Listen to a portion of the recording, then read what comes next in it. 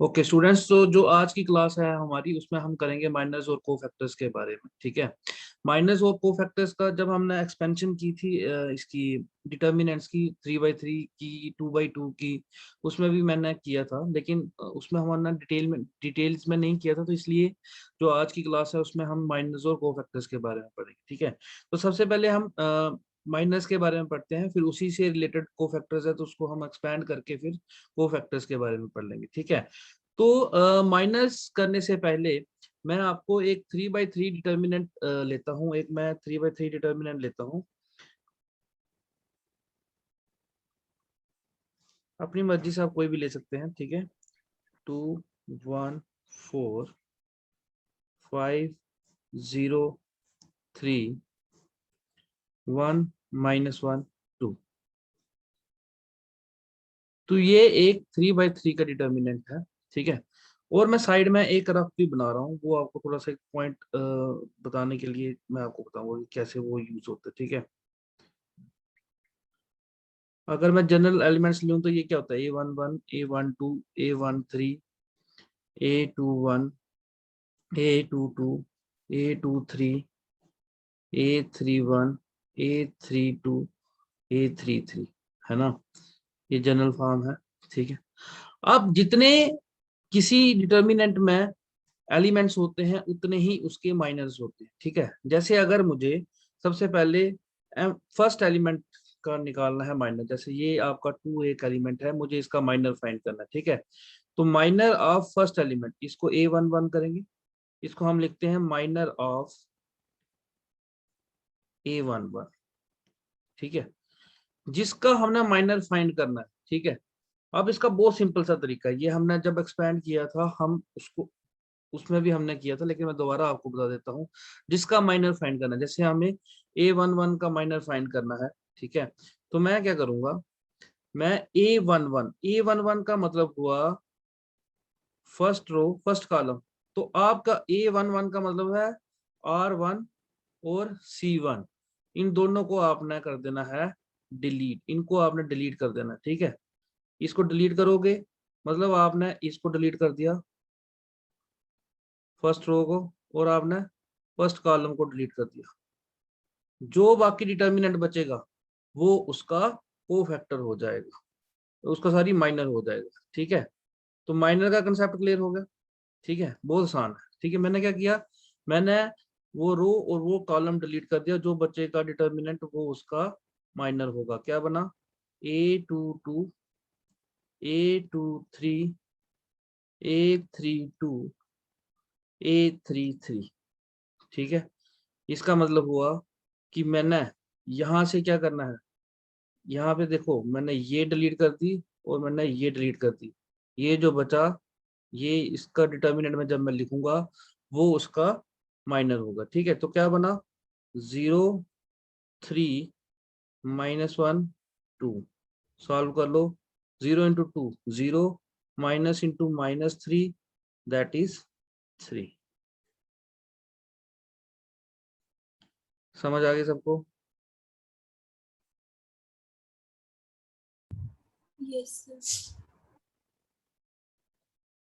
बच्चे समझ आई सबको? आ गई समझ? Yes sir.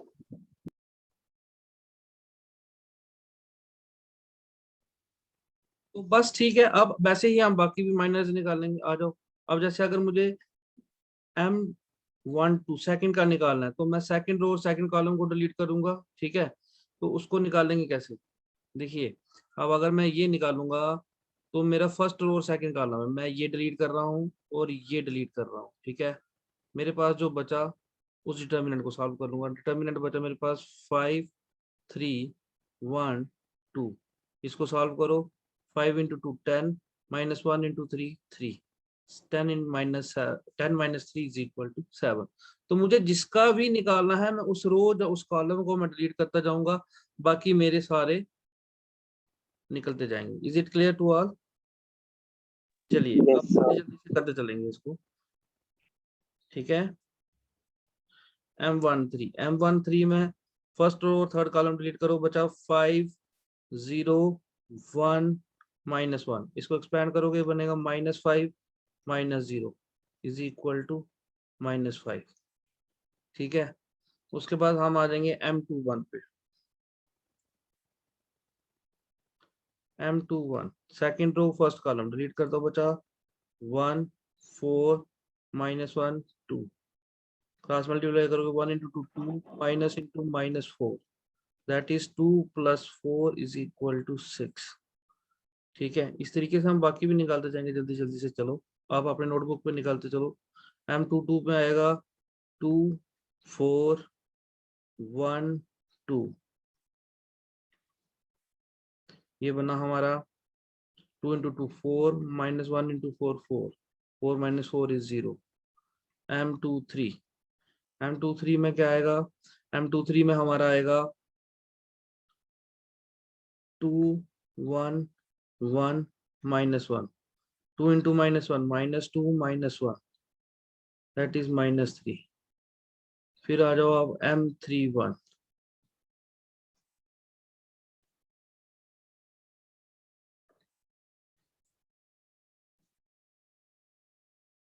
M31 कैसे आएगा?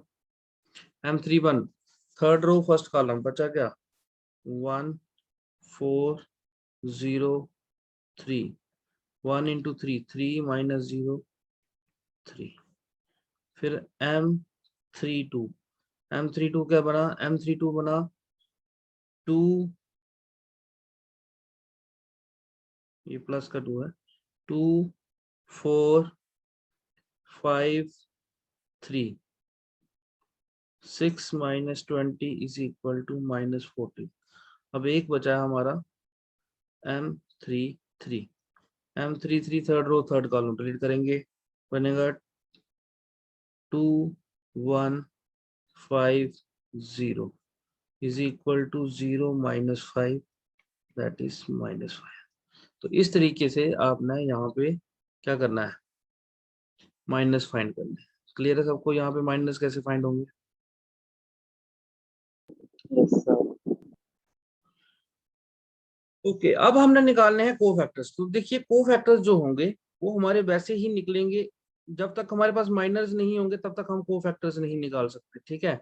कोफैक्टर किसी का भी निकालने का उसको सी के साथ डिनोट करते हैं, CIJ। अगर किसी भी एलिमेंट का कोफैक्टर निकालना है उसको निकालने का फॉर्मूला है सिंपल, क्या है? -1 की पावर I + J × MIJ। मतलब जैसे अगर मुझे फर्स्ट एलिमेंट का कोफैक्टर निकालना है तो मैं क्या करूंगा? -1 की पावर 1 + 1 × M11, मतलब क्या हुआ? -1 की पावर 2, ठीक है। और M11 क्या था मेरा? × 3, ठीक है। तो माइनस के स्क्वायर क्या हो गया? प्लस, तो आंसर आ गया 3। तो समझ आ गई बिल्कुल। मतलब अगर जब तक आपको माइनर नहीं आएंगे निकालने तब तक आप कोफैक्टर्स नहीं निकाल सकते। तो किसी का भी कोफैक्टर निकालना है उसका फॉर्मूला मैंने आपको बता दिया कि I की पावर -1 की पावर I + J × MIJ। मतलब जिसका माइनर निकालना है उसको पहले -1 की पावर I + J कर ले। देखिए सिंपल है। जैसे अगर आपको याद होगा मैंने डिटर्मिनेंट को जब एक्सपैंड करना बताया था तो आपने याद रखना है कि plus minus plus minus plus minus plus minus plus, ये होता था। ये होता कैसे था? ये -1 की पावर I + J होता था बेसिकली, है ना। तो माइनस की देखो ये 1 1 है, 1 1 क्या हो गया? इवन, इवन है तो प्लस 1 3 1 2 1 2 क्या है? 1 + 2 3, ऑड है तो माइनस 1 3 हो गया 4 4, इवन है तो पॉजिटिव, ठीक है ना। IJ अगर इवन आ रहा है तो वो सेम माइनर की वैल्यू होगी। जैसे अगर मुझे C12 निकालना है तो ये पता है कि मुझे पता है कि ये नेगेटिव आएगा 1 + 2 M12, तो माइनस की पावर 3 हो गया इनटू ये था 7, तो माइनस की पावर क्यूब होगी, ऑड नंबर है तो ये माइनस होती है, माइनस है। तो सिंपल सी बात है कि अगर जैसे ये यहाँ पे C13 है ये सेम आएगा -1 की पावर 1 + 3 × M13, ठीक है। तो -1 की पावर 4 इवन आ गया, सेम आएगा। और ये पहले क्या था? -5 था। इसका मतलब है जब I + J इवन नंबर आ रहा हो तो आपकी वैल्यू सेम रहती है जो आपकी माइनर की वैल्यू होती है। लेकिन अगर जैसे देखिए 1 1 था ना, यहाँ पे मैं आपको समझाता हूँ। M11। अब यहाँ पे देखो 1 + 1 क्या है, 1 + 1 है 2, तो याद रखो कि इसका कोफैक्टर भी सेम रहेगा, ठीक है। C11 is equal to M11, C12 is equal to minus M12। क्यों? क्योंकि यहाँ पे 1 + 2 क्या आ रहा है, 1 + 2 आपका 3 हो रहा है, दैट इज ऑड, ऑड पे आपकी वैल्यू चेंज हो जाएगी, ठीक है। C13 is equal to M13। क्यों? क्योंकि ये इवन आ रहा है तो इवन में सेम रहेगी। C33 ये भी M33, C23 माइनस M23। तो ये कंसेप्ट आपको क्लियर हो गया कि ये क्या है, कि अगर देखिए सेम इवन होगा तो सेम रहेगा, और अगर ऑड होगा तो साइन। अब आपको वैल्यू ऑफ किसी डिटर्मिनेंट की फाइंड करनी है विदाउट एक्चुअली उसको expand, with the help of cofactors. तो उसको निकालने का सिंपल फार्मूला है, आपने किसी एक रो या किसी एक कॉलम को ले लेना है, उसके एलिमेंट्स को उसके कोफैक्टर्स के साथ मल्टीप्लाई कर देना है, तो आपकी उस डिटर्मिनेंट की वैल्यू आ जाएगी। मतलब जैसे सपोज करो A11 C11 plus A12 C12 plus A13 C13। समझ आ गई? मतलब जिसके भी आपने कोफैक्टर्स के साथ, उसके कोफैक्टर्स के साथ उसके एलिमेंट्स को आपने मल्टीप्लाई कर देना है, ठीक है। तो जो आंसर आएगा वो आपके उस डिटर्मिनेंट की वैल्यू होगी, ठीक है। समझ आ गया? ठीक है। अब एक एग्जांपल लेके लेता हूँ, जैसे मैं एक डिटर्मिनेंट लेता हूँ, a इज इक्वल टू 2 1 3 5 1 -1 0 1 2। मैं बोलता हूँ इसकी, इस डिटर्मिनेंट की वैल्यू फाइंड करो with the help of the cofactors of second column, the second row, ठीक है। तो सेकंड रो क्या है, आप यहाँ पे ये देखो, ये आपकी सेकंड रो, ठीक है। ये आपकी सेकंड रो, एक मिनट, ठीक है। ये आपकी अगर सेकंड रो है, इसकी इसकी कोफैक्टर्स के साथ आपने इसके डिटर्मिनेंट की वैल्यू फाइंड करनी है। तो मैंने क्या बोला, इसके एलिमेंट्स को इसके कोफैक्टर्स के साथ आप मल्टीप्लाई करोगे, तो पहले मुझे क्या निकालना पड़ेगा, माइनर निकालना पड़ेगा। मैं माइनर निकालूंगा किसका, M21 का। M21 का मेरा मतलब माइनर किसका, 5 का माइनर निकालना। कहने का मतलब यही है कि माइनर ऑफ 5, उसी से मेरा कोफैक्टर निकल जाएगा, ठीक है ना।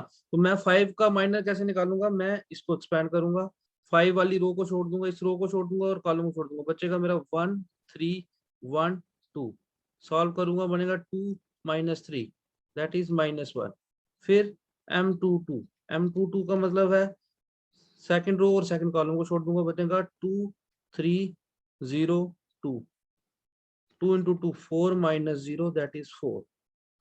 M23 second row third column को डिलीट करूंगा, तो बनेगा 2 1 0 1 बनेगा 2 -0 इज 2। ये आ गया माइनस।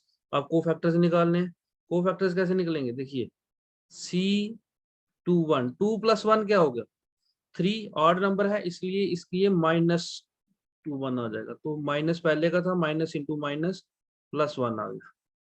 C22 निकालो, मतलब M22 सेम रहेगा तो वो 4 ही रहा।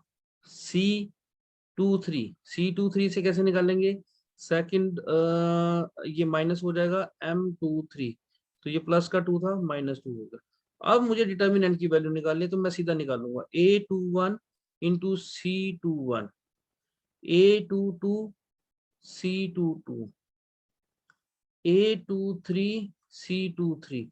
तो इसके एलिमेंट्स को उसके कोफैक्टर्स के साथ मल्टीप्लाई कर दो, 5 × 1 प्लस 1 × 4 प्लस -1 × -2। एक्सपैंड कर लो, 5 × 1 5, 4 × 1 4, minus minus plus 2 that is 11 answer. समझ आ गई सबको?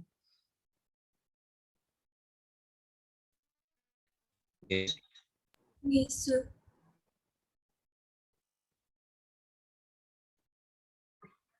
एक्सरसाइज 4.4 के दो पार्ट हैं, आपको इसके माइनस और कोफैक्टर्स फाइंड करने, तो बहुत आसान है। जैसे अगर मुझे M11 फाइंड करना है, तो यहाँ पे तो बिल्कुल आसान है, यहाँ पे 2/2 है, तो आप क्या करोगे, इसको छोड़ दोगे, इसको छोड़ दोगे, जो बचेगा वो माइनर होगा, सीधा 3 होगा, ठीक है। M12 क्या करोगे, M12 में 4 इसको छोड़ दो, इसको छोड़ दो, बचा क्या 0। M21 क्या आया -4, M22 क्या आया 2। ठीक है, तो कोफैक्टर्स कैसे निकलते हैं, कोफैक्टर सीधा C11 इवन है सेम रहेगा, सेम हो गया। C12 चेंज हो जाता है तो 0 का साइन चेंज नहीं होगा, वो सेम रहेगा। C21 साइन चेंज हो जाएगा, माइनस इंटू -4 दैट इज 4, और C22 क्या रहेगा, सेम रहेगा, तो ये आ गया। ठीक है, बाकी सेकंड पार्ट आपका ऐसे ही है, वो आपने खुद निकालना है। ठीक है, तो इसके भी आपने माइनस और कोफैक्टर्स फाइंड करने हैं, तो बहुत आसान है, पहले माइनस निकाल लो। ठीक है, माइनस कैसे निकालो, आ जाओ। M11 फर्स्ट और फर्स्ट कॉलम को छोड़ दो, 5 -5 2 2, ये बन गया 5 इंटू 2 10, -5 इंटू माइनस, ये हो गया -10, माइनस माइनस प्लस 20 होगा। जल्दी जल्दी से निकालते जाएंगे इसको। M12 आएगा 3 -5 0 2, 3 into 2 6 minus 0 into 5 0 that is 6। फिर M13 क्या आएगा, फर्स्ट रो और थर्ड कॉलम को डिलीट कर दो, जो बचेगा बनेगा 3502 3502, 3 into 2 6 into 0 is equal to 6। फिर निकालेंगे M21 कैसे आएगा, सेकंड रो को छोड़ दो, फर्स्ट कॉलम को छोड़ दो, बचेगा आपका 0 4 2 2, 0 इंटू 2 0 -2 इंटू 4 8 दैट इज -8। फिर आएगा M22 second row second column को छोड़ दो, बनाएगा 1 4 0 2 that is 1 into 2 2 -0 into 4 0 that is 2। फिर आ जाओ M23 पे, M23 कैसे आएगा आपका, M23 second row third column को छोड़ दो, 1 0 0 2 that is 2 -0 that is 2। M31 कैसे आएगा, M31 आएगा आपका थर्ड रो फर्स्ट कॉलम को छोड़ दो, 0 4 5 -5 that is 0 into -5 0 -5 into 20 -20। M32 third row second column छोड़ दो, 1 4 3 -5 -12 that is -70। M33 third row third column 1 0 3 5, ये बन गया 5 -0 दैट इज 5। इस तरीके से ये हमारे सारे माइनस निकल जाएंगे। जब माइनस निकल जाएंगे तो हमारे कोफैक्टर्स भी निकल जाएंगे। कोफैक्टर C11 क्या आएगा, सेम आएगा M11 के, क्योंकि इवन है सेम रहता है तो 20। C12 ये नेगेटिव हो जाता है, साइन चेंज हो जाता है, प्लस का 6 था तो माइनस का 6 हो गया। C13 सेम जो M13 होगा that is 6। C21 that is minus M21, M21 का साइन चेंज हो जाएगा, माइनस इंटू -8 दैट इज +8 हो गया। फिर C22 होगा same M22 that is 2। C23 हमारा होगा -M23 that is -2, sign change हो गया। C31 सेम होगा जो M31 होगा दैट इज -20। C32 ये साइन चेंज हो जाएगा, जो 32 का साइन था वो चेंज हो जाएगा, माइनस इंटू -17 दैट इज +17 हो गया।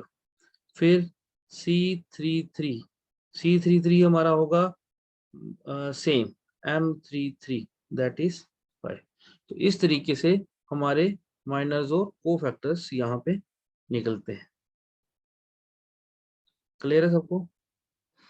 क्वेश्चन थर्ड आपको दिया है, using the cofactors of second row, आपने इस डिटरमिनेंट को एक्सपेंड करना है। तो बिल्कुल आसान है, आप सेकंड रोज के कोफैक्टर्स निकालो और उसके कोफैक्टर्स को उसी के एलिमेंट्स के साथ मल्टीप्लाई कर दो, तो आपका ये डिटरमिनेंट की वैल्यू आ जाएगी। तो आप क्या करोगे, पहले सेकंड रो के माइनस निकालोगे, तो M21 क्या आएगा, M21 आएगा सेकंड रो फर्स्ट कॉलम को छोड़ दो, 3 8 2 3 that is 3 into 3 9 minus 8 into 2 16 that is minus 7.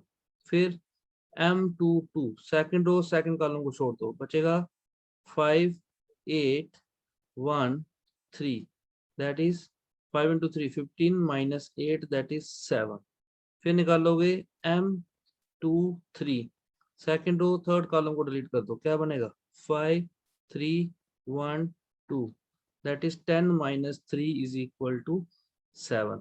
अब हमें निकालने हैं कोफैक्टर्स कैसे निकलेंगे m21 that is minus m21 sign change हो जाएगा minus into minus 7 that is 7. फिर m23 पहले m23 चलो m23 निकालो को यहाँ पे भी साइन चेंज हो जाएगा m23 that is sign change minus 7. ये मैंने थोड़ा सीरीज उसमें चेंज कर दिया है, पहले MC22 आना था. चलो तो ये सेम M22 आ गया दैट इज 7. अब डिटर्मिनेंट की वैल्यू कैसे निकलेगी, उसके एलिमेंट्स को उसके कोफैक्टर्स के साथ मल्टीप्लाई कर दो और बाद में ऐड कर दो.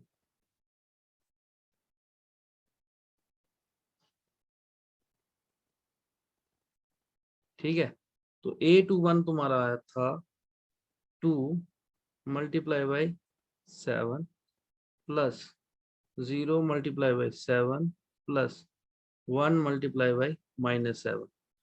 2 into 7 14 plus 0 minus 7 that is 7. So this is the value of the determinant. ठीक है. Yes, sir.